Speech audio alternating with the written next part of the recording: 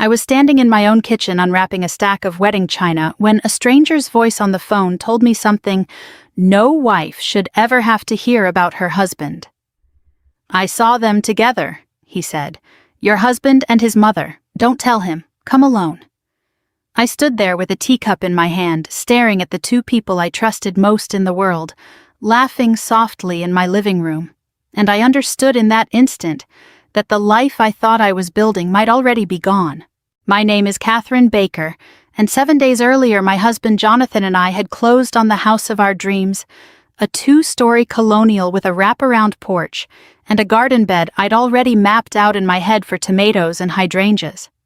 I had put down most of the money myself, an inheritance from my father, a man who spent 30 years teaching high school chemistry and never once complained about the modest life it gave him. He left me enough to make this house possible. And when I signed the closing papers, I remember thinking that he would have been proud. I remember thinking that finally, at 40 years old, I had built something permanent. The call came on a Tuesday afternoon while boxes still lined the hallway and the smell of fresh paint hung in the air. I didn't recognize the number, so I almost let it go to voicemail. Something made me answer. "Mrs. Baker, this is Thomas Reed. I sold you the house." I remembered him instantly, a soft-spoken man in his 70s, a retired electrical engineer with kind eyes and a slight tremor in his hands when he shook mine at the closing table. He'd lived in that house for 31 years with his late wife, and when he handed over the keys, he'd told me he hoped it would treat me as well as it had treated them. "Mr. Reed, is everything all right?" There was a pause long enough that I thought the call had dropped. "I need to apologize for something," he finally said. "When we set up the smart home system years ago, we installed a security camera in the living room. I disconnected most of them before the sale, but I missed one. It's still linked to my cloud account. I only noticed because I got a notification a few days ago and I went to delete the footage and He stopped again. "Mrs. Baker, I think you need to see this yourself." My stomach tightened, though I couldn't have told you why. "See what?" "I'd rather not say over the phone. I saved everything to a drive. Please come see me. Alone. Don't say anything to your husband yet." His voice dropped lower, careful, almost protective. "Please, come alone." I told him I would, and I hung up before I could ask anything else because my hands had started to shake and I didn't want him to hear it in my voice. I set the phone down on the counter and looked through the doorway into the living room where Jonathan was standing on a step stool, hanging a framed photograph of his parents' wedding day. And his mother Diane was directing him with the calm authority of a woman who had never once doubted her own judgment. "A little to the left," she said, and Jonathan adjusted it without complaint, the way he always did with her. They were laughing about something, some small joke I hadn't caught, and for a moment I just watched them searching their faces for some crack, some sign of whatever Thomas Reed thought I needed to see. There was nothing. Jonathan turned and caught my eye and smiled at me, that same easy smile that had made me fall for him 12 years ago, back when I was still grieving my father, and he showed up at exactly the right moments with exactly the right words. "You okay?" he asked. "You look pale." "Fine," I said. "Just tired. I think I'm going to run out for a bit. I forgot we're low on paint for the guest room." It was a lie, smooth and immediate, and it frightened me a little how easily it came. Diane glanced at me, her eyes lingering half a second too long the way they sometimes did, as if she were always quietly measuring me against some standard I would never meet. "Take your time, dear," she said. "We'll finish up here." I grabbed my keys and my purse and walked out to the car with my heart hammering against my ribs, and I sat behind the wheel for a full minute before I could make myself turn the key. I told myself it was nothing, a misunderstanding. Maybe Thomas Reed had simply seen Jonathan and Diane moving furniture or measuring for curtains or doing any of the 100 mundane things people do when they're settling into a new home. I told myself there was a reasonable explanation, because that was easier than the alternative. But some part of me already knew. Some part of me had known for a while in the way, you know a storm is coming before the sky actually turns the small hesitations. Before Jonathan answered certain questions the way Diane had insisted on being there for the final walk through, the way both of them had grown a little too comfortable, a little too fast in a house that had my father's money holding up its foundation. I pulled out of the driveway and looked once in the rearview mirror at the house, my house, I reminded myself, glowing gold in the late afternoon light, looking exactly like the future I had planned for myself. I didn't know yet that I was driving toward the moment that would end my marriage. I only knew that whatever waited for me at Thomas Reed's front door, I needed to see it with my own eyes. Thomas Reed's new place was a small rental on the other side of town, the kind of tidy, quiet house that belongs to a man who has spent his whole life being careful. He opened the door before I even knocked, as though he'd been watching for my car, and the look on his face told me this wasn't going to be the misunderstanding I'd hoped for on the drive over. "Thank you for coming," he said, stepping aside to let me in. "I wasn't sure you would." "You made it sound important." "It is." He led me to a small kitchen table where a laptop was already open, the screen dark, waiting. "Please sit." I sat, and I noticed my hands were cold despite the warm afternoon, and I folded them together in my lap because I didn't want him to see them trembling. Thomas lowered himself into the chair across from me with the careful movements of a man whose knees had given him trouble for years, and he was quiet for a moment before he spoke again. "I want you to understand something first," he said. "I'm not a man who goes looking for other people's business. I built that camera system myself years ago, mostly for my wife's peace of mind when I traveled for work. When we sold the house, I disconnected every camera I could remember. I missed one, the one behind the bookshelf in the living room, wired into an outlet I forgot even existed. I only found out it was still active because my cloud storage sent a notification that it was full." He paused. "I went to delete the footage, and then I watched it, and I couldn't in good conscience delete it without showing you first." "Show me," I said, because I couldn't bear the waiting anymore. He turned the laptop toward me and pressed play. The footage was time-stamped from 4 days earlier, a Friday afternoon when I'd been at the office finishing a project that had kept me late into the evening. The angle was slightly elevated, looking down over the living room, my living room still half-furnished boxes stacked along one wall. I watched Jonathan let himself in through the front door, and a moment later, Diane followed him inside, glancing around the room the way a person looks at something they're already picturing as their own. I watched myself lean forward without meaning to, as though getting closer to the screen might somehow change what I was about to hear.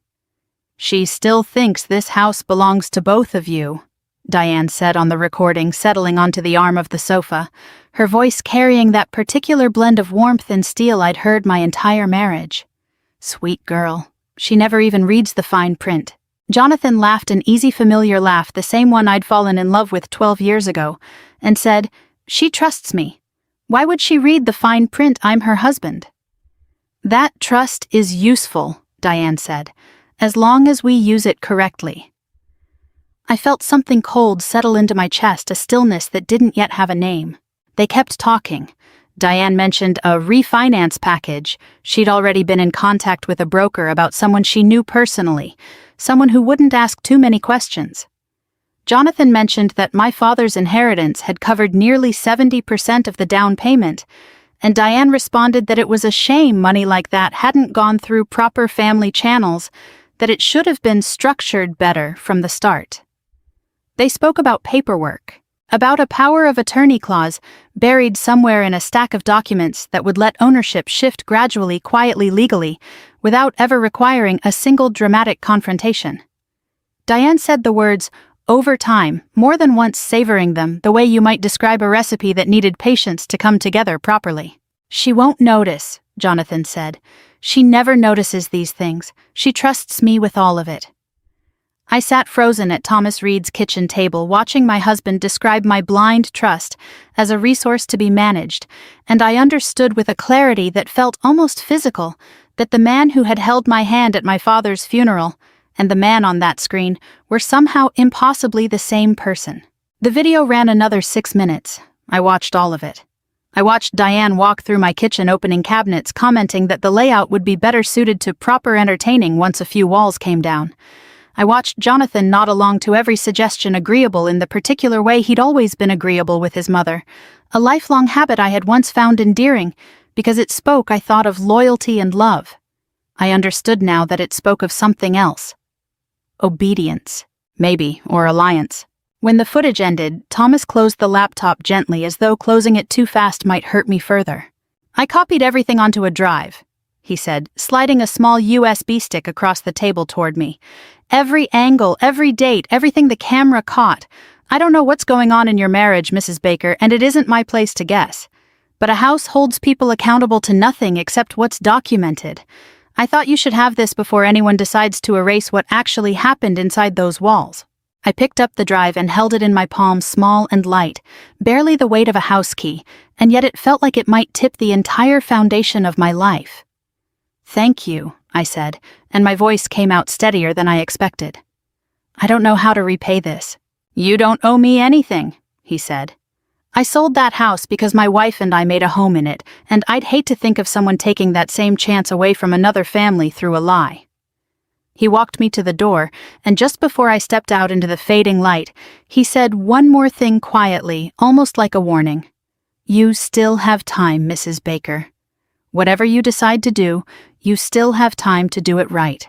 I drove home with the USB drive tucked into my coat pocket, my hand resting over it at every red light, as though it might disappear if I let go. And somewhere on that quiet drive back to the house I had paid for with my father's memory, I made a decision. I wasn't going to confront them. Not yet. Not until I understood exactly how deep this went, and exactly how to make sure it could never happen to me or to anyone else again. I walked back into my own house that evening and became someone else. Not a different woman exactly, just a quieter version of myself, one who had learned in the space of a single afternoon that the safest place to keep the truth was behind a closed door in my own chest. How was the paint store? Jonathan asked, not even looking up from the box of kitchen utensils he was unpacking. Busy, I said. I'll go back tomorrow when it's quieter. He nodded satisfied, and that was the end of it. I remember standing in the doorway for a moment watching him arrange our forks and knives into the drawer organizer I'd bought weeks earlier, with such simple happiness, and feeling something strange settle over me. Not rage, not yet, but a kind of cold clarity like stepping outside on the first frost of the year, and finally being able to see your own breath. Over the following days I did something I had never done in 12 years of marriage. I started watching my husband the way you watch a stranger. I noticed things I'd always seen but never truly looked at. Jonathan handled every piece of financial paperwork that came through our mailbox, sorting bills and statements with a practiced efficiency I'd once admired, calling it just easier this way, whenever I offered to help. I noticed that Diane, who visited nearly every other day under the guise of helping us settle in, always managed to be the one who collected the mail from the box at the end of the driveway before I even got home from work. I noticed the way their conversation would shift the moment I entered a room, not stopping exactly but softening, rerouting, like water finding a different path around a rock. None of it on its own would have meant anything. Together, it meant everything. 3 days after my visit to Thomas Reed's house, Jonathan came home with a folder of documents and laid them on the dining table with the easy, unbothered manner of a man discussing weekend plans. Refinance paperwork, he said. Nothing exciting, just cleaning up some of the loan terms now that we've closed. Routine stuff. Diane, who happened to be there, she seemed always to happen to be there, reached over and patted my hand. Everyone does this after closing, dear. It's boring, but it's just paperwork. You sign a few pages and it's done. I looked at the folder, thick and official, and felt the cold clarity from days earlier harden into something more useful. A plan. Of course, I said, smiling. Let me look it over when I have a quiet evening. I like to actually read things before I sign you know how I am. Jonathan's jaw tightened for half a second, so briefly I might have imagined it if I hadn't been watching so closely. Of course, he said. No rush. But there was a rush. I could feel it in the air between them, in the way Diane's eyes flicked toward Jonathan and back to me in the slight practiced patience of two people trying not to seem eager. I asked innocent questions over the following evenings. What does this clause mean? Why is this section highlighted? Is this the standard form the bank uses? And each time Jonathan answered smoothly, confidently, clearly relieved that I wasn't pushing harder. He began to relax. He began, I think, to believe that his mother had been right about me all along, that I was too trusting, too soft, too in love to ever really look. What he didn't know was that every night after he fell asleep, I sat at the kitchen table with my laptop and a soft blue light going through every page of that folder line by line. I photographed each document with my phone before returning the folder exactly to where he'd left it. I opened a new email account under a name that meant nothing to anyone but me, and began forwarding copies there along with photos, screenshots, and dates. I kept a small voice recorder in my cardigan pocket during family dinners, capturing conversations I would later replay in my car during my lunch break, parked 3 blocks from my office, where no one I knew would see me crying quietly before wiping my face and going back to work like nothing had happened. I built a folder of my own, a shadow archive invisible to them growing heavier every day with proof of exactly what I'd witnessed on Thomas Reed's laptop. It was on the 5th night, reading by the small glow of my screen while Jonathan slept upstairs, that I found the clause that changed everything.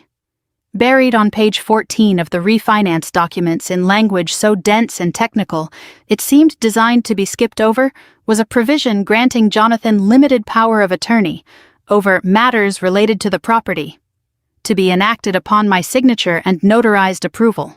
It was worded carefully, almost elegantly, framed as a convenient something to streamline future paperwork so I wouldn't be burdened by routine administrative matters. I read it 3 times to be certain I understood what I was looking at. It wasn't a refinance, or rather it was a refinance wrapped around something else entirely. A legal key that once turned would let Jonathan make decisions about my house, my father's money, my future without ever needing to ask me again. I sat very still in the dark kitchen listening to the old house settle around me, its unfamiliar creaks still strange to my ears after only a week of living there.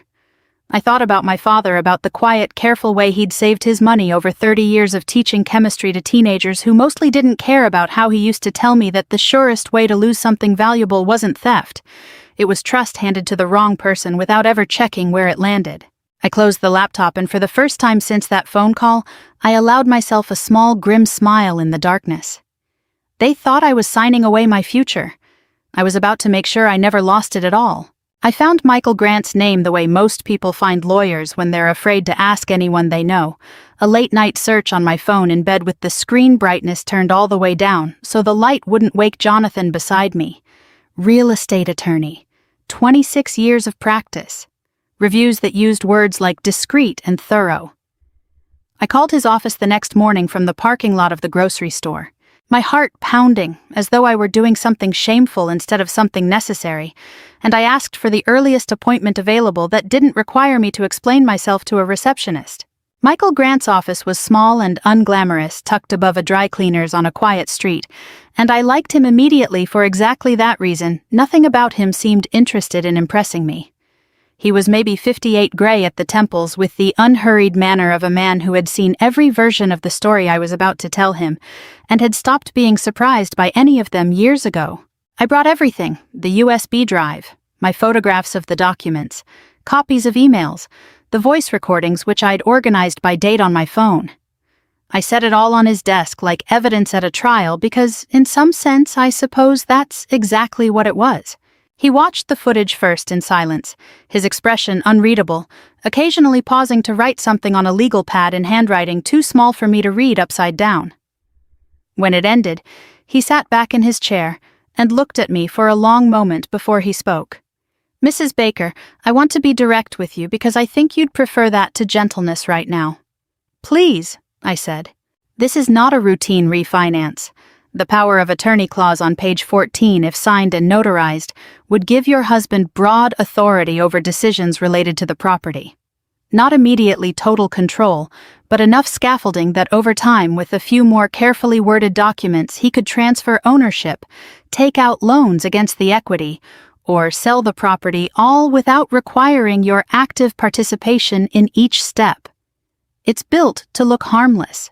It's built to be signed by someone who trusts the person handing it to them and doesn't read past the first paragraph." I felt my hands tighten in my lap. So it's legal. On its face, yes. That's what makes it dangerous. There's nothing illegal about a spouse asking another spouse to sign paperwork. The law generally assumes that if you signed something, you understood it, which means the only real protection you have is not signing it, and making very sure they can't quietly force the issue another way. Can they? Not if we move quickly. He tapped his pen against the pad. I can file protective measures today. a notice of interest, updated deed language, and a formal record establishing you as the sole party with authority to approve any transfer or encumbrance on the property. It won't stop them from asking you to sign anything. But it will mean that even if you did sign under pressure or without fully understanding, any transfer would require your personal, verified appearance and separate legal counsel review before it could be finalized. In plain terms, I'm building a wall around the house that only you can open. Relief moved through me so suddenly it was almost dizzying, but underneath it sat something harder, something that had been growing since the night I first read that clause by the glow of my laptop. I want more than a wall, Mr. Grant. I want them to understand exactly what they tried to do. I want it documented. I want it undeniable. He studied me for a moment, and something shifted in his expression, not surprise exactly, but a kind of quiet respect. Then we do this carefully. You continue exactly as you have been. Don't refuse to sign. Don't confront them. Let them believe they're close to finishing what they started. The more comfortable they become, the more they'll say, and the more they say, the stronger your position becomes. In the meantime, I file everything necessary to make sure that no matter what happens at that table, nothing actually transfers without going through me first. I left his office that afternoon with a folder of my own, now carbon copies of every filing he'd promised to submit that week, and I drove home rehearsing quietly the version of myself I needed to keep performing. Grateful wife, trusting wife. A woman slowly, sweetly coming around to signing away a life she didn't yet know was already legally armored against them. It worked better than I expected. Within 2 days, Jonathan's demeanor had shifted from cautious to comfortable, the tightness I'd noticed around his jaw during our first conversation about the paperwork now entirely gone. He began speaking more openly at dinner, mentioning offhand that maybe once things were settled, he'd finally get quotes for that home office he'd always wanted in the basement. Diane, sensing victory the way she seemed to sense everything, began arriving with paint swatches and furniture catalogs, holding them up against my walls, with the proprietary confidence of a woman decorating a house she already considered hers. I watched them build their comfort like a house of cards, one relaxed conversation at a time, and I said nothing to disturb it. On a Thursday evening, Diane mentioned almost casually that she knew a notary who could come by the house directly, so much easier than driving somewhere dear, especially with how busy you've been. I let a beat of hesitation pass, the kind a woman might show when finally letting go of something she'd been holding too tightly, and then I smiled. Monday, I said. Let's do Monday. I'll have the whole weekend to feel settled about it. Diane's face lit with something close to triumph. Jonathan reached over and squeezed my hand, and I let him, and I smiled back at him with an ease that would have terrified me a week earlier, because I understood now, watching his relieved, satisfied face, that I was no longer the woman standing in the way of his plan. I was the woman closing the trap around it. The days between Thursday and Monday passed, strangely stretched thin by a tension only I seemed to feel. In the house, everything looked like happiness. Jonathan hummed while he made coffee in the mornings. Diane arrived nearly every afternoon now, tape measure in hand, murmuring about where a sectional might go once we open up this space a little, as though the walls themselves already belonged to a future she'd already decided on. I let them talk. I let them plan. I poured coffee and nodded at fabric swatches and asked polite questions about square footage, and underneath all of it I kept my phone recording in my cardigan pocket, kept my eyes open, kept building the case that Michael Grant would later call, with quiet professional understatement, one of the more thorough evidentiary files I've seen from a client who wasn't a lawyer herself. On Friday evening, Jonathan started talking about renovations with an openness he'd never shown before we married. He wanted to knock down the wall between the kitchen and the dining room. He wanted a home office in the basement, maybe a wet bar for entertaining his college friends, the ones who still called him by the nickname he'd had at 22. He talked about all of it with the loose, easy confidence of a man discussing a house he no longer thought of as jointly owned, but simply his, with me as a pleasant cooperative presence somewhere in the background of his plans. "We could even look at getting a place upstate eventually," he said, refilling his wine glass. "Once things are more flexible financially." "Flexible how?" I asked, keeping my voice light, curious, the voice of a woman who still believed she was simply along for the ride. "Oh, you know, once the paperwork's finalized, there's more room to make moves. Refinance again down the line, maybe pull some equity for investments. Nothing to worry about." He smiled at me over his glass, and I smiled back, and I thought about Thomas Reed's camera behind the bookshelf, still capturing everything, still quietly telling the truth even when no one in the room wanted it heard. Saturday brought Diane in full force, moving through my kitchen with a confidence that had stopped bothering to disguise itself as guest-like politeness. She opened the pantry and rearranged 2 shelves for better flow. She stood in the center of the living room, hands on her hips, and told Jonathan that the fireplace mantle would need to be replaced. Something with real character, not this builder-grade nonsense, the way you'd speak about a house you already owned outright. Not one still legally standing in another woman's name. It was Sunday evening, the night before the scheduled signing, that gave me the piece of evidence I hadn't even known I was still missing. Jonathan found me in the kitchen, washing the last of the dinner dishes, and he came up behind me, wrapping his arms around my waist in a gesture so familiar, so achingly ordinary, that for one unguarded moment, I nearly forgot everything I knew about him. He kissed the side of my head and murmured low and warm, thinking he was speaking only to me, thinking he was speaking to a woman who trusted him completely. Once everything's transferred, he said, "You won't even have to think about any of this again. You'll just wake up one day and it'll all be handled. You won't even realize how it happened. That's the whole point. I want to protect you from having to deal with all this stress." I kept my hands moving in the soapy water, kept my breathing even, and somewhere in my cardigan pocket the small recorder captured every word. "That sounds nice," I said, and I meant it to sound soft, grateful, the voice of a woman being cared for. Only I knew what those words actually were, a full, unguarded confession spoken by a man so certain of his victory that he no longer felt any need for caution. Monday morning I met Michael Grant one final time before work in the parking lot of a coffee shop, 3 towns away from anywhere either of us was known. He confirmed that every filing was complete, the notice of interest recorded, the deed protections in place, the documentation package assembled and ready to be presented the moment it was needed. He looked at me with the same quiet respect he'd shown since our first meeting. "Are you ready for this evening?" he asked. "I've been ready," I said, "since the day I watched that video." That evening, I came home and found Jonathan setting the dining table with unusual care, the good plates, the candles we'd received as a wedding gift, and never once used a bottle of wine he'd clearly chosen for the occasion. Diane arrived shortly after, dressed as though for a small celebration, her smile wide and satisfied. A little dinner before the signing.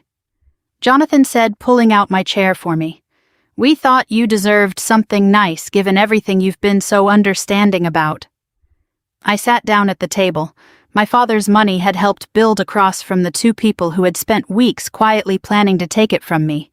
And I smiled, and I picked up my glass when Jonathan raised his in a toast. To new beginnings. He said, his eyes warm, his voice full of a happiness I once would have given anything to earn. To new beginnings, I echoed, and I meant something entirely different by it than he did.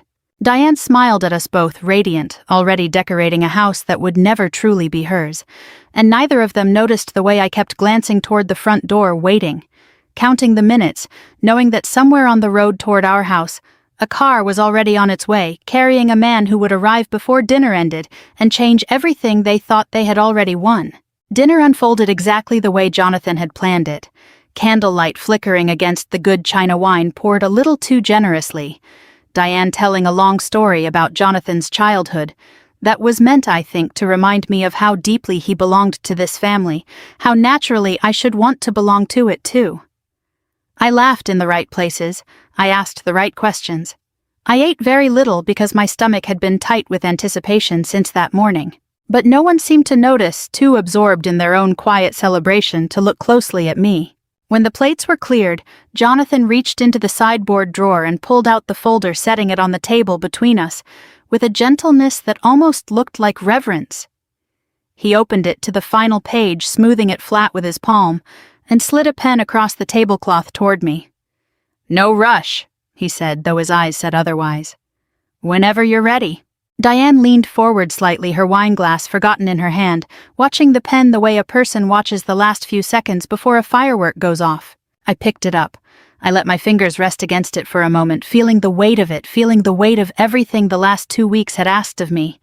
The silence I'd had to keep, the smiles I'd had to fake, the nights I'd spent awake with a phone recorder in my pocket and a heart full of grief for the marriage I'd thought I had. I lowered the pen toward the signature line. The doorbell rang. Jonathan's head snapped up, a flicker of irritation crossing his face. "We're not expecting anyone," he said more to himself than to me, and he glanced at his mother, who shook her head slightly, equally confused. "I'll get it," I said, and I set the pen down without signing a single letter. I opened the door to find Michael Grant standing on the porch in a gray suit, calm and unhurried, a leather folder tucked under his arm. Behind him, a step back, stood a uniformed court officer holding a small stack of documents. "Good evening, Mrs. Baker," Michael said, his voice pitched perfectly for the moment, professional, unbothered, utterly without drama, which somehow made it land harder than if he'd shouted. "I believe this is a good time." I stepped aside and let them in. Jonathan rose from the table so fast his chair scraped hard against the floor. "What is this?" His eyes moved from Michael to the officer to me, and I watched something behind them begin to shift. The first tremor of a man realizing the ground beneath him was no longer solid. "Catherine, what's going on?" I didn't answer right away. I walked back to my seat at the head of the table and sat down, folding my hands in front of me the way I had learned to do in Michael's office, calm, deliberate, a woman fully in possession of herself. "Mr. and Mrs. Baker," Michael said, addressing Jonathan and Diane both, "I'm here on behalf of my client Catherine Baker to formally notify you that the property at this address has been legally protected against unauthorized transfer, refinancing, or encumbrance. Any documents requiring her signature for such purposes are void as of today, and any future attempt to alter ownership status will require independent legal review and her verified, unpressured consent." The court officer stepped forward and placed the documents on the table beside the folder. Jonathan had so carefully prepared an almost absurd symmetry, one stack representing the future they'd planned, the other quietly dismantling it. Diane's face had gone pale, her earlier warmth entirely drained away, replaced by something colder, sharper, the calculation she usually kept so carefully hidden now fully visible. "This is absurd," she said. "This is our family's home. Jonathan has every right. Jonathan has whatever rights are granted to him under the law and under any agreement Catherine willingly and knowingly enters into," Michael said evenly. "Neither applies here." Then he reached into his leather folder and set down one by one the evidence I had spent 2 weeks gathering in silence. Printed transcripts of the security footage from Thomas Reed's camera. Screenshots of the refinance documents, page 14, circled in red. Copies of emails between Diane and the mortgage broker she'd contacted without my knowledge. And finally, a small device, the voice recorder, which Michael pressed play on, filling the dining room with the sound of Jonathan's own voice from the night before, warm and unguarded, saying words he never imagined would be replayed in front of a court officer at his own dinner table. "Once everything's transferred, you won't even have to think about any of this again. You won't even realize how it happened." Jonathan's face drained of color. Diane sat frozen, staring at the recorder as though it were something that had betrayed her personally. "How long have you known?" Jonathan asked, his voice quieter now, stripped of its earlier confidence, almost pleading. I looked at him, really looked the way I hadn't allowed myself to since that first phone call, searching one last time for some trace of the man I had married, the one who held my hand at my father's funeral, the one I had trusted with everything I had left in the world. "Long enough," I said. The words hung in the room, simple and final, and I watched something in Jonathan's expression finally break. Not surprise, not even anger, yet just the slow sinking understanding of a man who had spent weeks so certain of his own success that he never once considered the woman across the table might be watching him just as carefully as he'd been watching her. Diane opened her mouth to speak, then closed it again, her eyes moving over the documents on the table with the desperate calculation of someone searching for an exit that no longer existed. The candles were still burning. The wine was still half full in our glasses. And somewhere beneath the ruins of the celebration, Jonathan had planned so carefully, I felt something I hadn't expected to feel yet, not triumph exactly, but a quiet, settling certainty that whatever came next I would face it standing on ground that was finally and undeniably my own. For a long moment, no one at the table moved. The candles burned lower wax, pooling unevenly against the good china we'd never used before that night, and the silence stretched until Jonathan finally found his voice again, though it came out smaller than I'd ever heard it. "Catherine, this isn't what it looks like. I never meant to take anything from you. I was trying to make things easier for both of us. You've always hated dealing with paperwork with all the financial stuff. I was just trying to handle it so you wouldn't have to." "You were trying to handle it," I repeated quietly, so completely that I would have needed your permission to make decisions about my own house. He had no answer for that. Diane, however, straightened in her chair, composing herself with the same brittle dignity she'd worn at every family gathering I'd ever attended. "This is a misunderstanding born of overcaution," she said, addressing Michael Grant directly as though she might still negotiate her way out of a room that had already closed around her. "We were simply trying to streamline the family's financial planning. There's no crime in wanting things structured efficiently." Michael didn't raise his voice. He rarely needed to. "Mrs. Baker," he said, using my name deliberately, letting it settle in the room as a correction to whatever version of ownership Diane still imagined for herself. "Efficient financial planning doesn't require concealing intent from the person whose signature you need, nor does it require characterizing that person's trust as something to, in your son's words, use correctly. I have that on recording as well. Should you'd like me to play it again?" Diane's mouth pressed into a thin line. She said nothing further. The court officer stepped forward with quiet procedural calm and confirmed what Michael had already explained, that the property remained solely mine, that any financial authority Jonathan may have believed he was gaining through the refinance paperwork had been formally revoked and blocked before it could ever take effect, and that further legal action, should I choose to pursue it, remained entirely available to me. Jonathan's face throughout all of this moved through something like grief, though I found I couldn't fully trust that either, not anymore. Perhaps it was simply the grief of losing what he'd planned. I didn't know, and for the first time in 12 years I realized I didn't need to know.